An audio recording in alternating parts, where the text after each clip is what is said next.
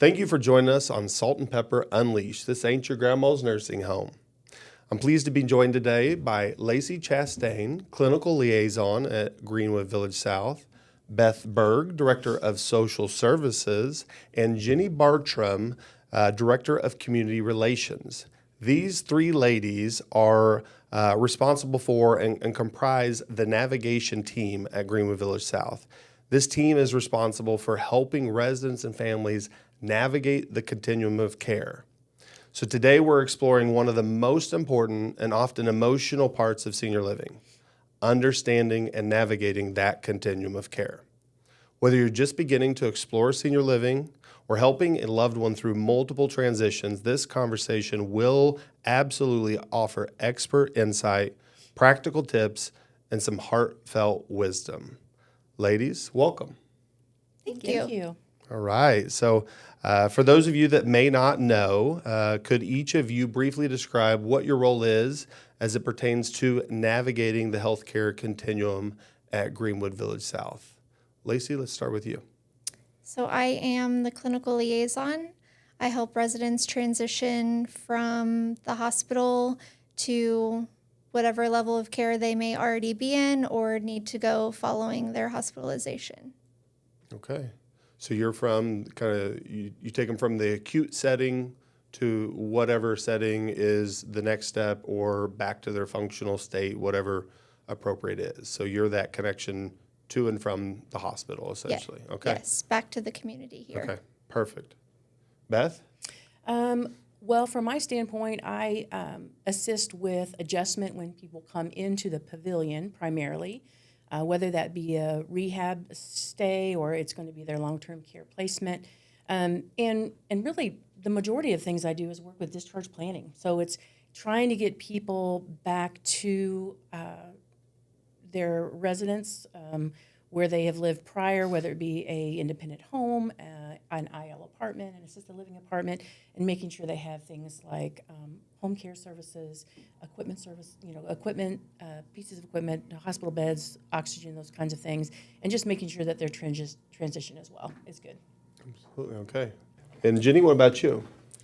I assist the folks living in independent living, get the support services that they need to remain as independent as possible for as long as possible. And then when they're ready to make that transition to the next level of care, I help them and their families navigate that process. Okay, so the three of you all explain pieces that I think our listeners and viewers would benefit from understanding a little deeper. And so when I talk about Greenwood Village South and how how we're successful in the long term, I talk about our business model being keep residents as happy, as healthy, as long as possible in the most independent setting. And when you think about that, that's exactly what the three of you are responsible for. And so it starts with, Jenni, when residents are in independent living, it's not about automatically looking at the next level of care. It's about how can we support you in independent living to help you remain happy and healthy and as independent as possible. And so it's not that automatic decision. It's a process, and it's a partnership. And then, let's say something happens and someone falls and goes to the hospital, has a hospital stay.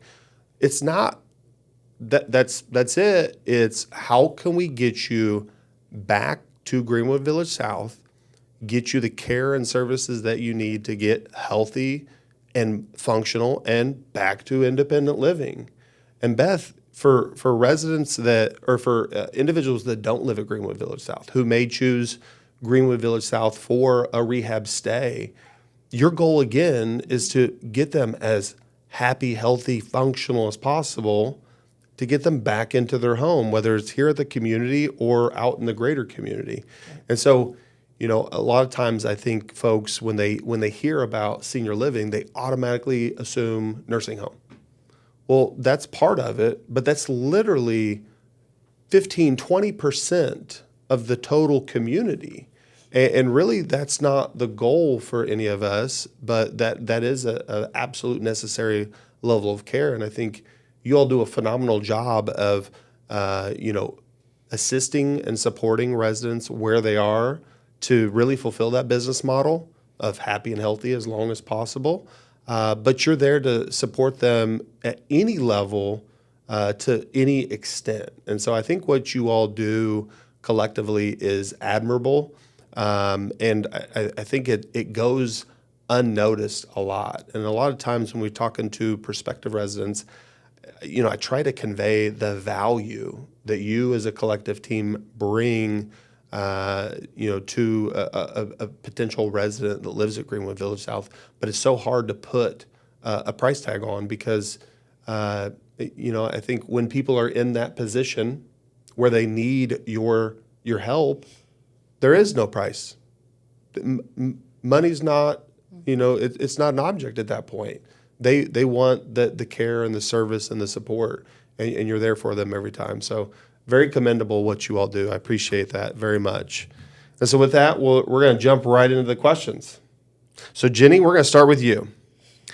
If you could give one piece of advice to someone just starting to explore independent living, the beginning of the continuum, what would it be and why?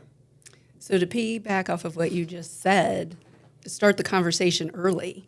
You want to be able to enjoy everything that our community has to offer, whether that's activities, fitness, maintenance-free living, no cooking. You want to be able to enjoy that. A lot of times we hear folks say, "Oh, I'm not ready to give up yet," and that's completely opposite of what living at Greenwood Village South is all about. It's about enjoying what we have to offer. Yeah. It's interesting when we talk to prospective residents, if we could aggregate them in a group and their perceptions, and then aggregate residents that live here and their perceptions, how dichotomous those are and almost adversarial in viewpoints, because the folks that live here are like, what are you talking about? This is the best life that I've lived. This is what I've been planning for.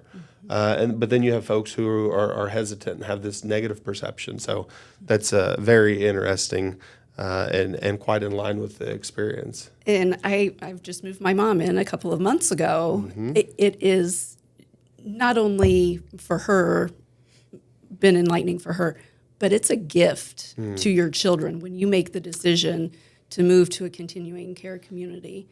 She's taken that pressure off of me. She's making the choice to live this great independent life until she needs more support.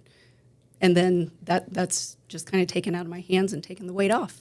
Such a gift. And we talk about that, about the gift to the adult children, but also to the spouse, if there's a couple, especially when their levels of function are different. I always say, we're here to be the support so you can be the spouse, so you can be the child. Like, those are relationships that you have to maintain. Let us do the stuff that is difficult, that is burdensome on that type of relationship. So I love that, and I wish more people could experience that.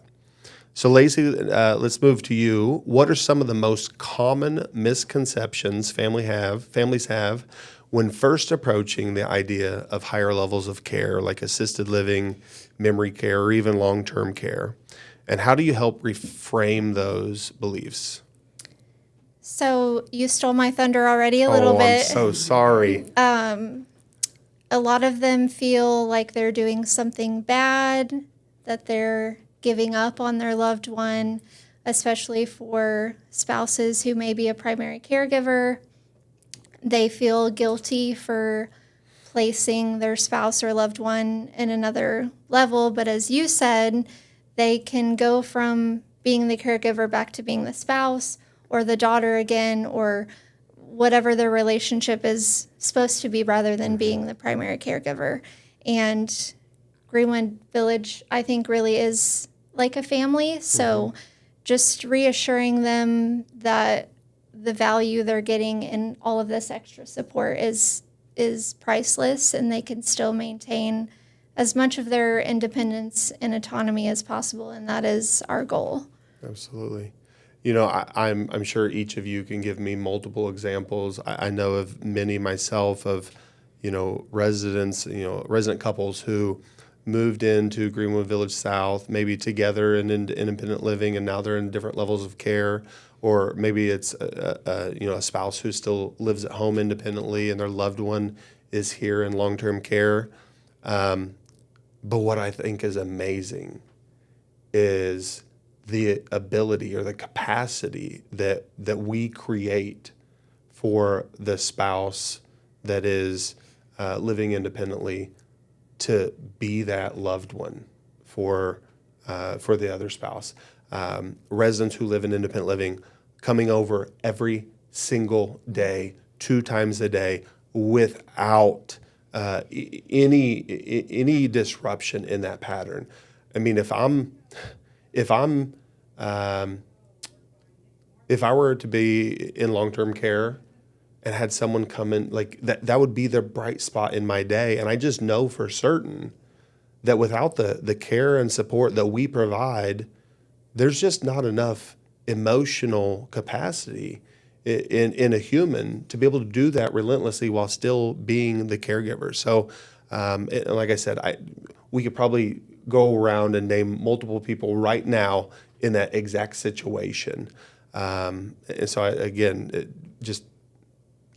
I think what you 3 are able to do, in addition to obviously the care that we provide as a community, is just undervalued, underrated, and you never know until you're actually in those shoes.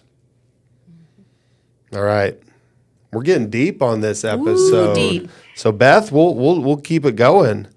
How do you balance clinical need with emotional readiness when helping a resident or family consider a change in care level? Okay.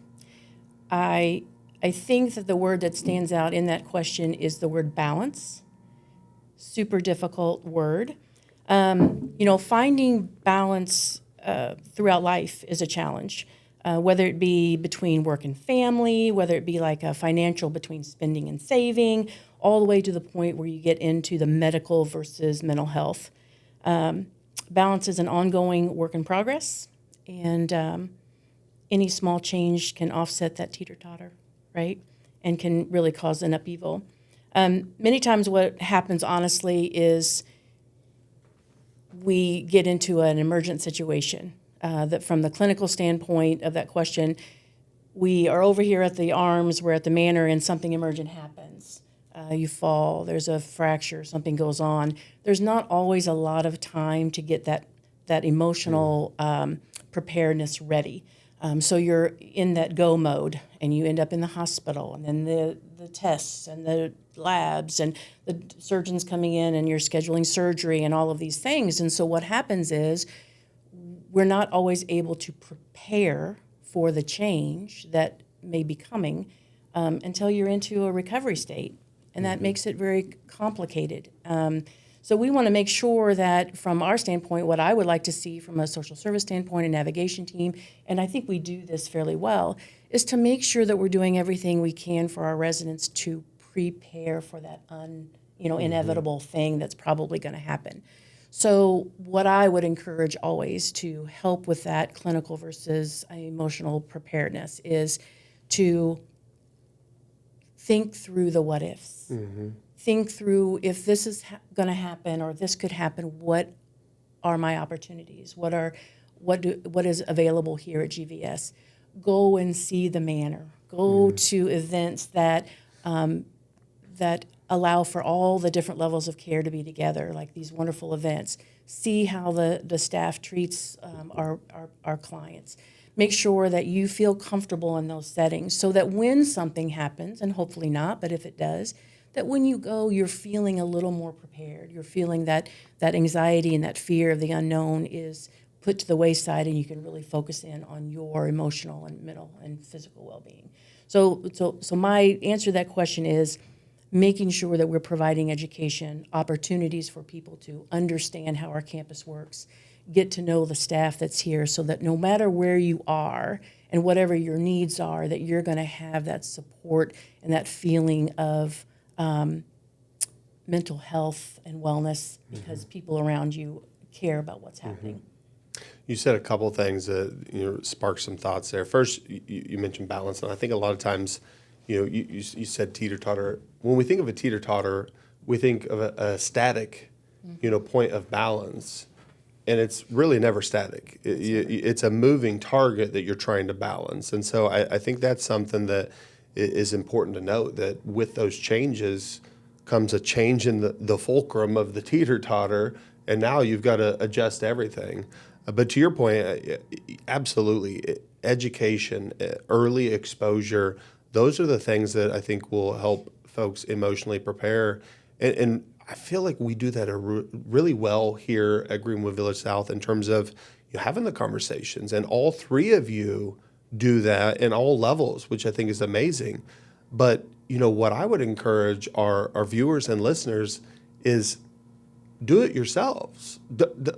Even if you don't live at Greenwood Village South, even if you don't live at a continuing care community of any kind, go and visit. Get exposed so you can understand, what it's like and how it should be. Additionally, there is nothing better than being in an uncomfortable situation and seeing a familiar face. Mm-hmm. So even when you're in that situation, right? If a resident, I know her. I know she works here, right? Beth, I know her. Jenni, I've talked to her before. It automatically. I even feel like there's. I know there are studies out there that show that any familiarity will draw folks together, and I think the study was specifically on people in like a large parking lot. If we were on the Joe Rogan show right now, we'd have someone pull this study up while we were actually doing this. But I'm going to have to go off the top of my head, and you're going to have to fact check me later. But it's like a large parking lot, and it's strangers see each other in the parking lot, and then once they get into the stadium, they're drawn to each other because it's a familiar face. And so there's like this natural psychological draw to that level of familiarity.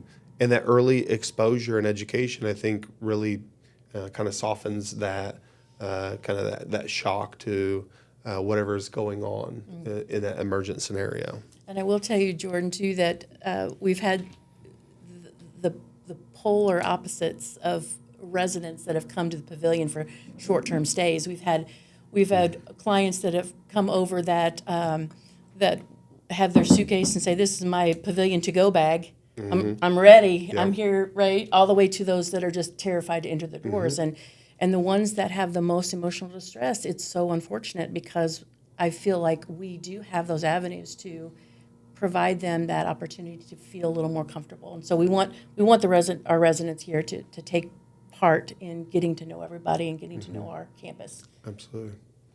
Absolutely. So Jenni, why don't you walk us through a real-world example of a family navigating a transition from independent living to assisted living or memory care, and what made it smooth, and what were the friction points that we had to address along the way? Sure. Well, I'm sure we all have specific people that pop into mind. This one particular resident had been living in independent living for a while, was starting to decline both physically and cognitively. So we immediately started to wrap her in all of the support, physical therapy, occupational therapy, GVS cares. She had a caregiver that came in the mornings to help get her going, in the evenings to help get her ready for bedtime.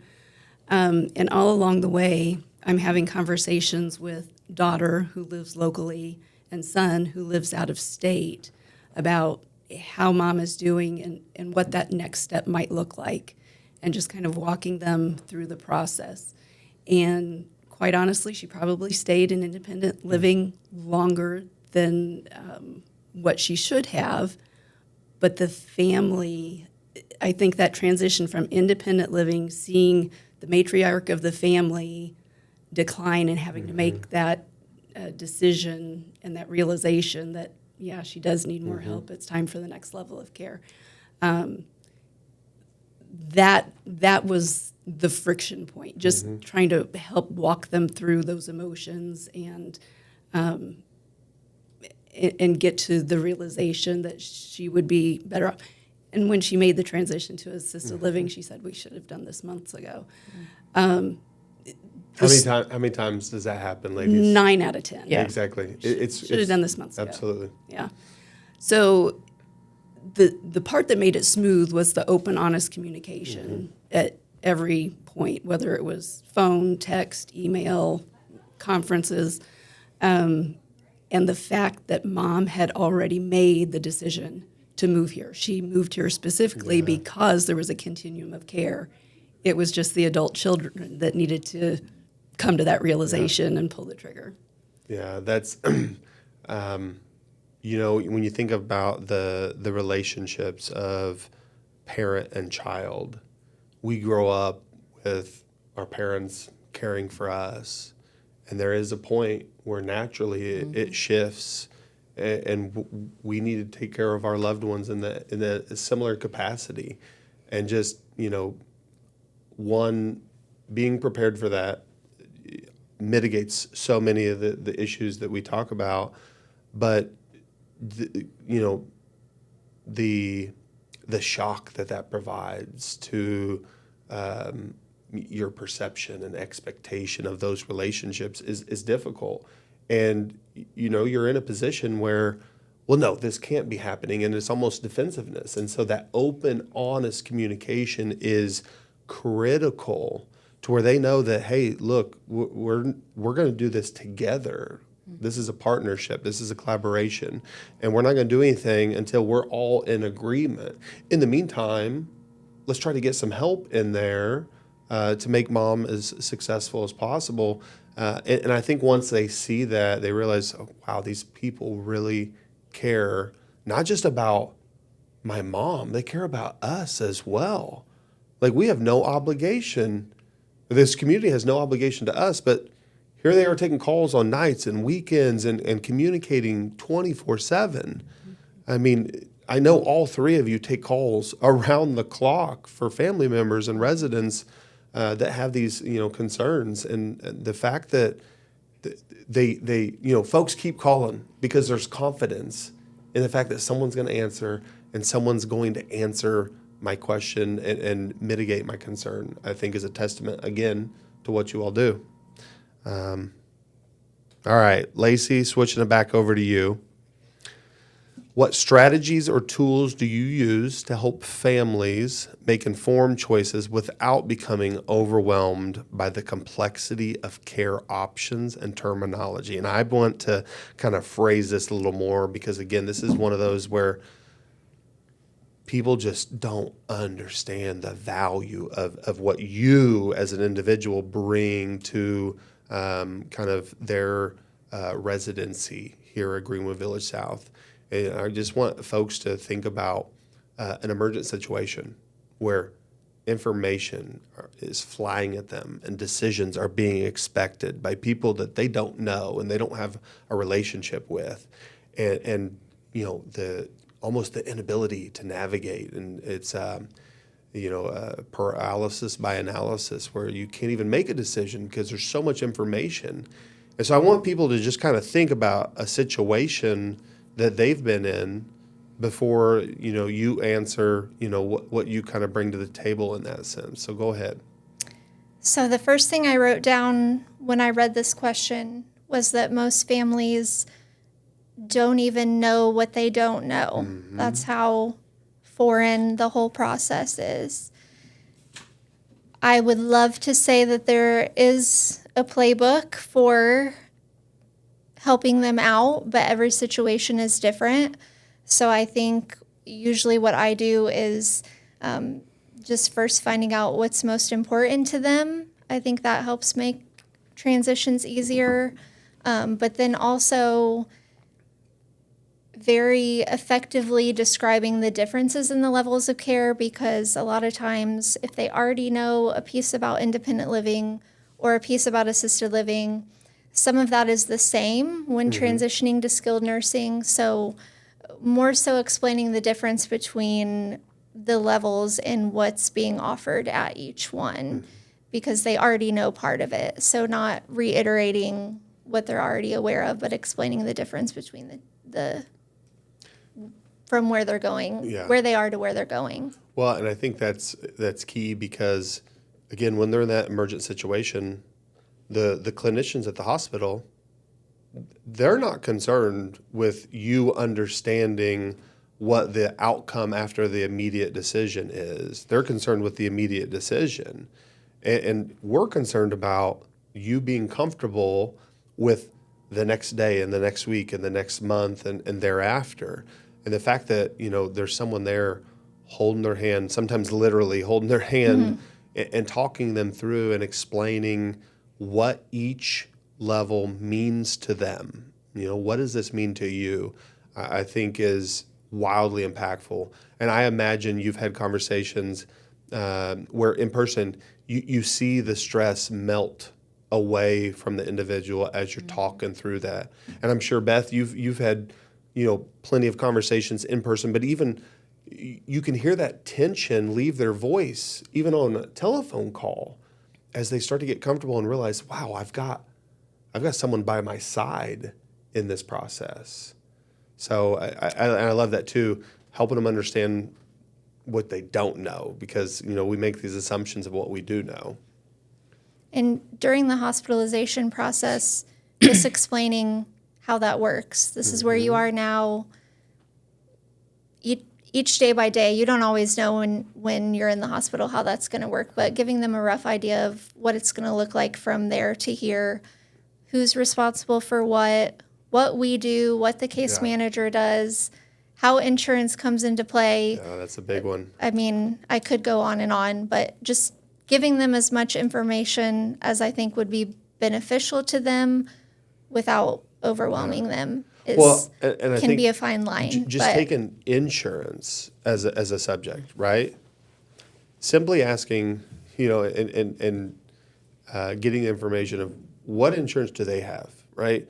So we could talk about insurance for 3 days. Oh my gosh. But let's just talk about your insurance and what it means to you. And I think that's a huge one right there because how many individuals do we interact with, whether it's adult children, residents, who have no clue of the impact of their different coverages.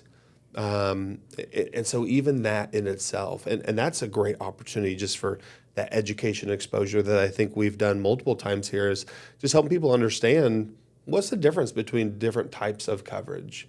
And President saying, well, wait a minute, I didn't realize that was the case.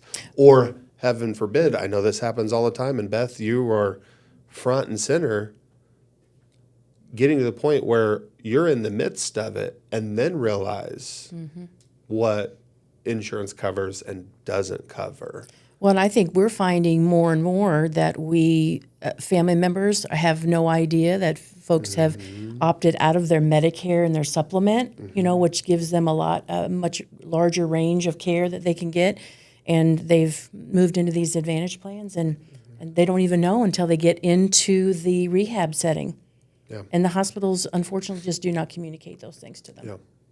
And that's the big thing is, again, they're not concerned with that at that point in time, and someone's got to help them wade through that. And I know that's a challenge to, help residents understand, family members understand this may not have been what you thought it was, but we're going to do everything we can to help you throughout the process. So Beth, sticking with you then, but switching gears a little bit. Tell us how you honor a resident's sense of independence and identity, even as their care needs start to increase, whether it's physically dependent or maybe cognitively declining and becoming more dependent that way. It starts out with as simple as honoring them by knowing their name. Okay, you got to start somewhere with folks, especially if they're not familiar with you. But regardless of what level of care they are, it's all about making sure that you know who they are, where they've come from, okay? And and what their personal goals are. And as we get to the point where their cognition, we have maybe a resident whose cognition is becoming more challenging, that decision to give them integrity and dignity, it could be as simple as, Mrs. Smith, would you like to wear the orange top or the purple one today? That gives them that opportunity of feeling like they are engaged and validated and part of their day. Now, it could also be on the complete other end of things, and you may be working with folks that are trying to decide between which children to be their legal representative. I mean, there's this huge, vast, canyon of things that people are having to decide on that help them feel independent and be validated. But from our standpoint in our campus here, what I love is that every opportunity to go to a different level of care, we are engaging and making sure that we know who they are, where they've come from, what we can do for them in this next level of care, and help them and help us identify, help staff identify as to what is going to make them feel most validated. And that makes people feel independent when you give them choices and options per their ability. And I think that's something that really differentiates Greenwood Village South is the fact that we don't necessarily, like you said, you wish there was a playbook. There's not really a standardized process that we just simply apply to every individual. We look at every individual as such, and I think you hit the nail on the head. We go into this and assumptions are kind of the enemy in this process. We assume, or the adult children assume that this is what they want or what they need. But man, just asking them. Well, I appreciate that, adult child, but mother, what do you, right? I mean, that, and I'm sure, I know that happens all the time where you've got to interject it because the resident feels like, whoa, hey, I'm right here, folks. And the fact that, they can always count on the three of you to be that advocate and their team member throughout that process, I think is, again, so invaluable. You can't put a price tag on that. All right, Jenni, what lessons, I'm sure there are many, have you learned from families or residents that have shaped how you approach the care journey today? So, as you know, I'm a former teacher, and I would always teach my students listening skills. So I taught them LEA, listen with your eyes, ears, and heart. So as fourth graders, but applying that to myself in this role, it's that last part, listening with my heart, that I think that the families have taught me the most. Just listening with an empathetic ear, making space for grief, making space for guilt, making space for hope and joy and love and hand-holding and hugs, just knowing that this is an emotional process, an emotional journey, and that I'm their partner in this. Yeah, I think that's huge, and it's hard to quantify that listening with the heart. Someone, that's an emotional process. You can't point to that on the paper. They've got to feel that. And sometimes it takes longer with different relationships to get at the point where they understand that, wow, this isn't, there's no motive or agenda or anything here. This person is here for me. And again, I'm sure you've had conversations where that's clicked and that light bulb goes off and that glimmer in the eye shines so bright. And then it's like, okay, this is a relationship now. I've got chills right now just thinking about that, just knowing some of the folks that have gone through that process and knowing them personally and what you've been able to do to help them. All right, Beth, what communication techniques help guide emotionally difficult conversations with compassion and clarity? And I'm going to pause again, and I'm going to let our viewers and listeners know that you have a gift from God when it comes to this. I have seen so many interactions where, and I'm sure you can attest to this, and I'm sure you can attest to this, where, I'm viewing from the outside in, and I'm like, there is no way this is going to go well or end in any positive way. And then Beth just brings her sense of my goodness. calmness. No, it is. It's like a blanket of just comfort. And again, it's one thing to do it with one person. You're able to do it with a room of people, and create this sense of calm and comfort. It is amazing. And anytime that I say this, everyone does the exact same thing. They agree wholeheartedly because they've experienced it too. So now that I've Wowzer. choked you up a little Pressure bit, is on. she's like, well, I just talked to him. I'm thinking of specific instances in my head where I've seen this firsthand. Well, thank you for that. I appreciate that. When it comes to like techniques and stuff, Jordan, that takes me back to like college, active listening and all of those wonderful things. And I think that those are wonderful things to learn. And I said, but from my standpoint, I really try not to enter a conversation with techniques in mind. To me, it's about engaging and making sure that regardless of the conversation, and we've had many very difficult ones, it's about making sure that that other person across the room or across the table or, in the other chair knows that you are invested in what they have to say. Because when you have really traumatic things, you're talking about death and dying, you're talking to a family member who's very upset or a resident who's very upset, if you are not in it, it will not go well. Mm-hmm. And they make fun of me a lot because sometimes we'll have a care plan, we're supposed to have 15 minutes, and an hour and a half later, we're still in with a family, and they're like, Beth, you've got to cut it off.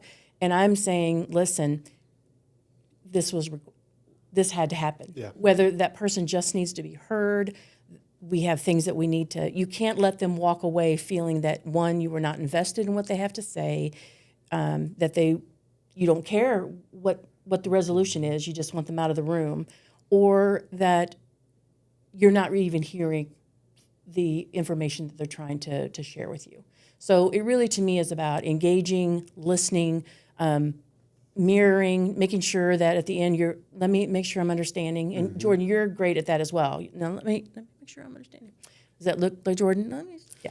But that is really, really important. And ultimately, when the person is leaving, whether they came happy, sad, mad, you want them to be in a better position when they leave than when they came. You want them to remember that, and that's important. And again, it's like, 15 minutes, a schedule, a process, a playbook. Sometimes it goes out the window. Mm-hmm. It just goes out the window, and none of that matters at that point. What matters is exactly what you talked about. And it's making sure they understand that you're there to understand. And I think something that you're great at specifically is sometimes people say words, but the meaning is different, right? And so you got to go layers deep to really understand what is the concern or what is the trepidation or the challenge. And you're so good at kind of layering that back and then getting to the root of, okay, now we can address it. And sometimes, like you said, it takes longer than 15 minutes to get there. It does. And sometimes it's not words. Sometimes it's body language. We can have, I can think of just in the last couple of weeks where we've had a family member that has come into a meeting and they came in with their arms crossed and leaned back and not engaging with eye contact. And at that point, you read the room. Mm-hmm. There is that reading the room thing is a real thing. It is. And you realize that whatever is going to be said amongst us, the focus has got to be on this gentleman here and figuring out what it is that we need to get. And then by the end, the goal is always that they're relaxed, they're talking, they're telling something, that's joyful for them or whatever. But yeah, you've got to really use all your senses to determine what's going on around you. And as much as I wish there were, techniques that, people could, learn or programs that they could get trained on, again, some people have it, some people don't, and you have a gift that is on another level of magnitude. And so I just, for aspiring social services professionals out there, just want to share, there's some of it that you just got to learn through exposure and experience that you're not going to get in a textbook. And you've got to be cognizant and open to those experiences and kind of take from those. Well, thank you. Do you take Apple Pay? For all these kind words. How much did we agree for each compliment? That's right. Well, maybe we shouldn't say that on. All right. Thanks. Lacey, we're going to wrap up. One more question for you, and then we've got our signature question that I'll ask each of you. But how do you see the continuum of care evolving in the next 5 to 10 years? And what can communities do, like Greenwood Village South, to better support proactive decision-making for families? So in general, I think there's going to be an increase in a need and desire for individuals to age in place, like you already talked about from the beginning. We already do that now in independent living with GVS Cares. Assisted living, I see there being a need for a level system. A lot of assisted livings are like that now. What I think is important for families, and this isn't specific to Greenwood Village, but for assisted livings that already have levels, is to ensure that the place has the staff and is actually providing the level of assistance that you're paying for and that you're being promised you're going to get. So again, just being informed, which we do really great here, but if we're speaking in general in other places, just knowing what you're paying for and ensuring that you're actually going to get that.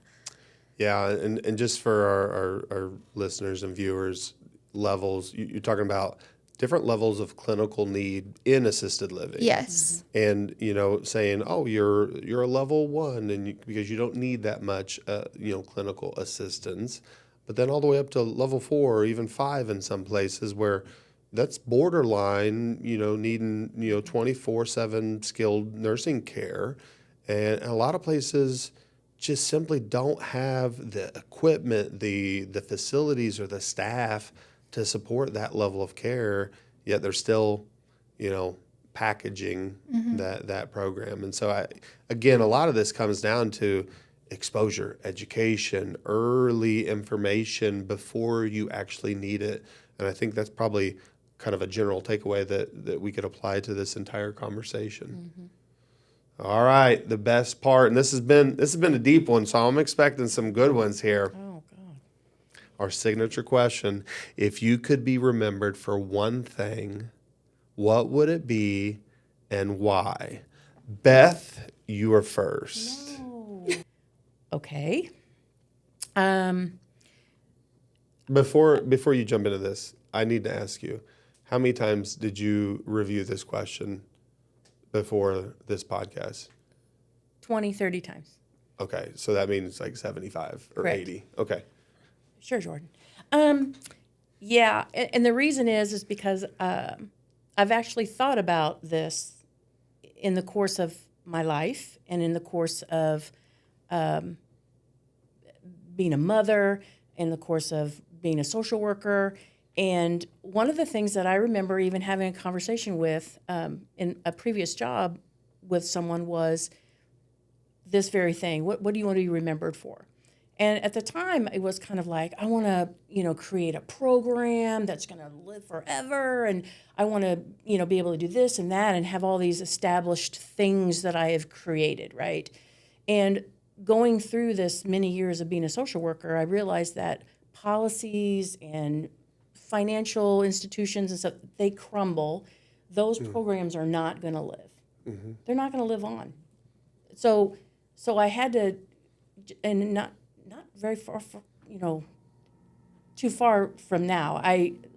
What I'm trying to say is, recently, I guess, I have rethought about this. So when this question was on here, I thought it was very interesting.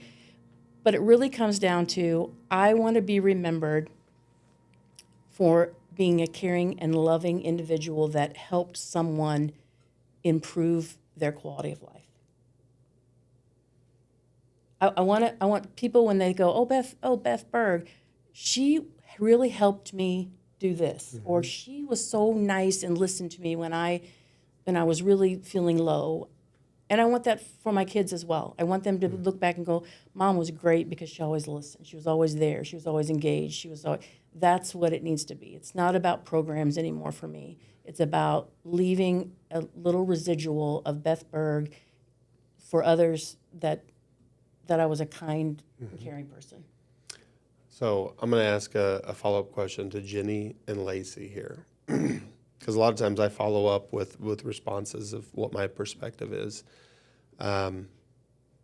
Would you two say it's in the hundreds, thousands, or tens of thousands of individuals that would attest to that very legacy? Tens of thousands. Tens of thousands. Absolutely. Mission accomplished. Yeah, like check mark. Like Am I getting fired? what's happening here? set your goals higher, Beth, because you've already achieved far and long ago that legacy, which is a tremendous one, a very selfless one. But yeah, you've far surpassed that. Thank you. Keep on trying.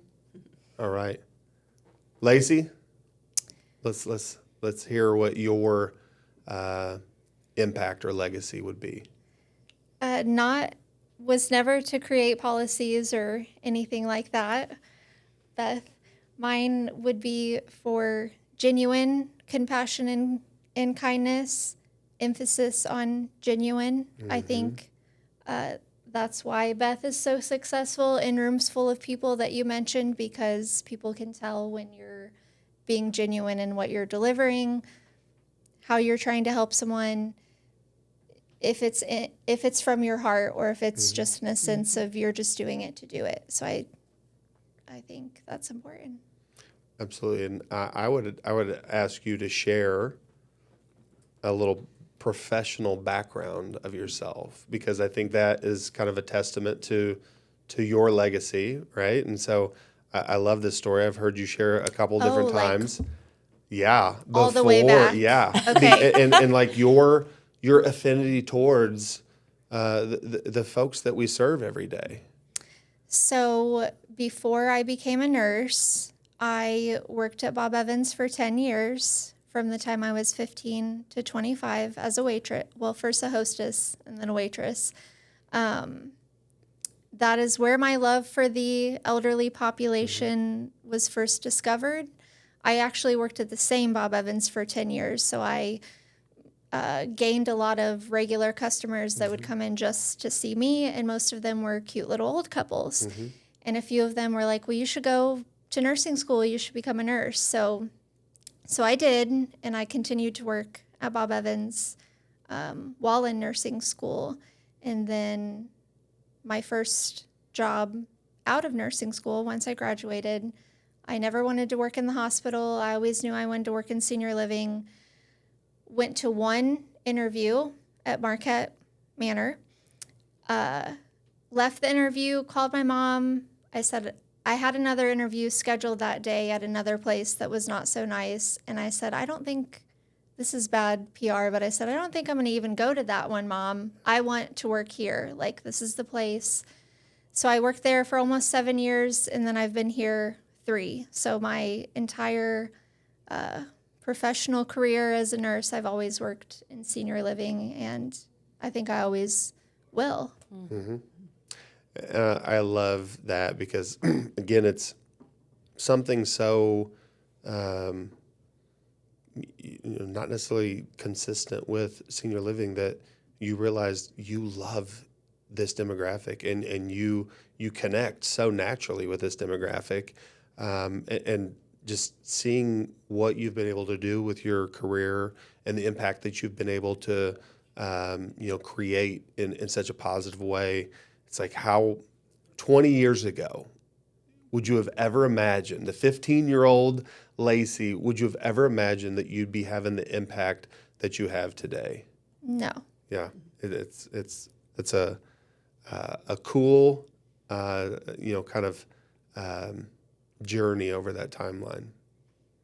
And genuine is 100%. Absolutely. Lacey Chastain. Yeah, and that's what it's what sparked it. It's like she just loves interacting with this generation and with this population, and it shows when she does interact, and it shows with them as well and how they perceive her. It's like you that sixth sense. You can tell when people are being genuine and when people are being authentic, and it's like that's why the three of you are so good at what you do. Is people can tell even when the guard is up, they can tell very quickly that, okay, these people actually care about me.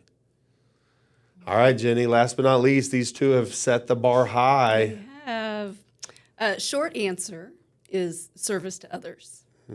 Longer answer is I always want to be known for listening with empathy, looking at situations through a lens of empathy, and then acting upon that. So every other week we have orientation, and I talk to our incoming staff about the difference between empathy and compassion. And compassion is empathy in action. So I've heard you, I feel these things, I see your struggle, but now what am I going to do with that information? How can I help? And that's where the service to others comes in. Which I think is amazing because a lot of times people struggle with the bridge from sympathy to empathy, right? And I always say sympathy is I feel sorry for you, whereas empathy is I feel sorry with you, right? I truly understand. And a lot of times just making that bridge from sympathy to empathy, people feel so validated. When people feel seen and heard and validated, it means the world to them. But then to take it to that next level, which so few people do, and put it into action and follow up and let people know, hey, not only did I hear you, this is what I heard because here are my actions the next day or a week later or a year later. Seeing some of those interactions, it's like, it's unfortunate, but people don't expect that. And so when they see it, they're or when they feel it and experience it from you, they're taken back because it's an exception. It's not the rule. And so just, again, setting that standard so high and living it so consistently is remarkable. And again, each of you bring such value to this community in this process, but more importantly to the residents and families that we serve. And I can't personally thank you enough for everything that you do every single day, because it is every single day, because your phones are going every single day. And I appreciate how much you care, that you're willing to take those calls and mitigate those concerns 24/7, 365, 366 on leap years. Right? So, all right. Well, again, thank you all so much. I appreciate the time. This has been a great conversation, and it's been very grounding for me, because a lot of times we can get kind of caught up in the grind of the day-to-day and the operations of things. But just being able to have this conversation with you is a great reminder as to why we're really here. So thank you. Thank you. Thank you. Thank Jordan. you.